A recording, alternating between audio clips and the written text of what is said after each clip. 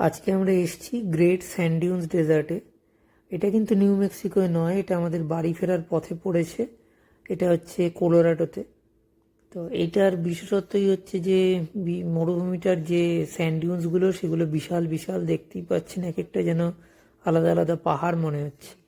তো এগুলো বিয়ে উঠতে তো খুব ইচ্ছা করে, কিন্তু সময় হবে না, আর মনে হয় না যে এনার্জিও আছে এত বড় এতে ওঠার। যদিও দেখতে পেলাম জুম করে যে অনেক উঁচুতে লোক উঠেছে। আমাদের হাতে সময় অল্প, তার মধ্যেই একটু ঘুরে দেখি। এটার একটা বিশেষত্ব হলো যে এখান দিয়ে কিন্তু একটা জলের স্রোতও বইছে, কারণ এখানে যদিও প্রচণ্ড গরম, পা রাখা যাচ্ছে না। উপরে এই যে পাহাড়টা দেখা যাচ্ছে, জুম করছি, ওখানে কিন্তু এখনো বরফ জমে আছে, আর এই বরফটাই গলে গলে আস্তে আস্তে জলটা আসছে মরুভূমির মধ্যে।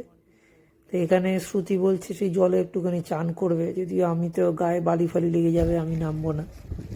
এই যে একদম পুরো জল রয়েছে, সেই সমুদ্রে যেরকম লোকে চান করে সেই রকম জল বয়ে যাচ্ছে, সমুদ্রের পাড়ে যেরকম হয় আর কি সেরকম।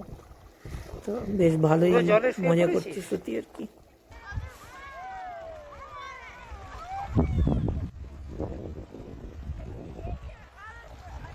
মানে মরুভূমির মধ্যে এইরকম ভাবে জল এর আগে আমি কখনোই দেখিনি।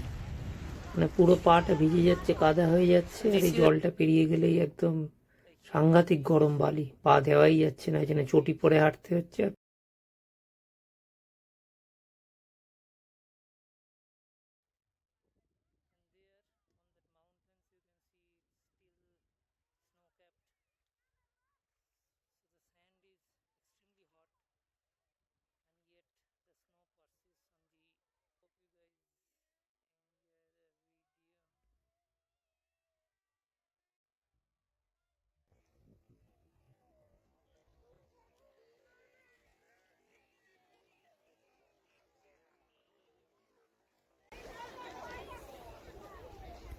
ये स्नो है, ये डेजर्ट है, और यहाँ हमारी पौड़ी चल रही है। এই ভিডিওটা ছোট্টর মধ্যেই রাখছি, কারণ আমাদের বাড়ি ফেরারও তাড়া আছে। এক সপ্তাহ ঘুরে এনার্জি লেভেলও ডাউন, তার মধ্যেই যতটা দেখা যায় আর কি।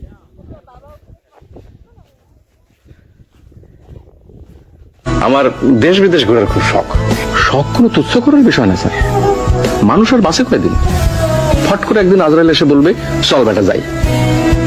শখই যদি মেটাতে না পারলাম, তাহলে মানুষ হয়ে জন্মে আর কি লাভ?